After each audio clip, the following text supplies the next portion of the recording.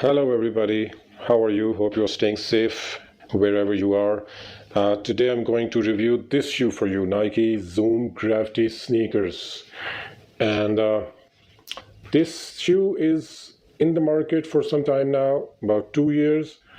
And I'm going to review both of these shoes for men and females as well. At the back you can see the off-white one is for females. And this is actually a running shoe. It's a very nice design, very static design. And I just love the feel of this shoe. It has a huge Nike swoosh, engineered for fast, tested for speed, and no excuses, just run. So this is a running shoe, widely used in running. It's used in America, it's used in Europe, it's used in the Middle East and the subcontinent. And overall, if you just turn around this shoe, just have a look at it, or just feel it, it feels great. It's not the best of the shoes in the market. At the back it looks like the Nike Zoom Pegasus 35 Turbo. But this shoe is actually being in itself a mid-range shoe. So it's a mid-quality shoe as well. But overall the reviews of the people about this shoe are excellent. And if you just look at it, the textile finish on the top, huge Nike swoosh, and it feels like some kind of a mesh here. And this section, this lace, it's not a round lace, it's a flat lace, and you don't see much Nike shoes with a flat lace. And should we just talk about the shoe, how it feels, how it looks. Later on in the video I'm going to review this shoe on feet as well. If you just feel this section here, as the back of your feet that you are going to be feeling, here's a cushion. This shoe is it's going to hug your feet actually. Since it's a running shoe, it's going to provide you extra stability. So this shoe does have this cushion here at both sides of the shoe, as you can see. And if you just talk about the midsole, it's not, I would say, the best in the market, but it is, according to its price, I would say a good one. But it does have dual density sole. Yes, it does have a Nike React sole at the bottom and a Nike Flex sole at the top.